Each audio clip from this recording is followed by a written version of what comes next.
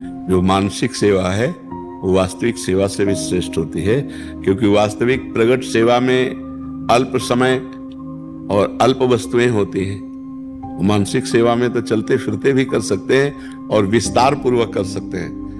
मनो प्रगट सेवा में तो हम स्वर्ण की थाल, स्वर्ण के पात्र, विविध भोग सामग्री ये नहीं कर पाएंगे ठाकुर जी, लेकिन भाव में हम कर सकते हैं।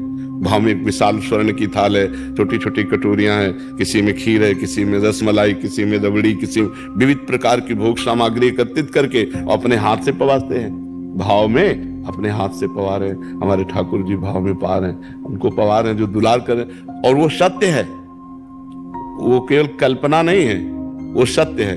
एक बार श्री विट्ठलनाथ गोस्वामी जी से किसी धनी मानी ने पूछा कि बिना पैसे के भगवान की सेवा हो जाए और भगवान प्रसन्न हो जाए। बहुत कंजूस आदमी था, होते ना कभी कभी कोई बहुत कंजूस स्वभाव के होते हैं। तो उसने कहा एक पैसा ना लगे और भगवान की सेवा हो जाए और भगवान प्रसन्न हो जाए, है ऐसा कोई उपाय? बोले हाँ उपाय है, मानसिक सेवा, एक पैसा नहीं लगता। तो बताया पद्धति, ऐसे ऐसे मानसिक करो। तो कुछ दिन हो गए, तो एक दिन उसने मानसिक में दूध में चीनी डाला तो थोड़ा ज्यादा हो गई, तो उसको थोड़ा चुभा कि चीनी ज्यादा हो गई। कंजूस स्वभाव था चीनी। तो ठाकुर जी ने एक थप्पड़ मारा प्रगट में। जब उसको थप्पड़ तो ठाकुर जी प्रगट हो गए और कहा मानसिक में तेरे पैसा कहाँ लगा? मानसिक चीनी ज्यादा हो गई तो तेरे को बुरा क्यों लगा?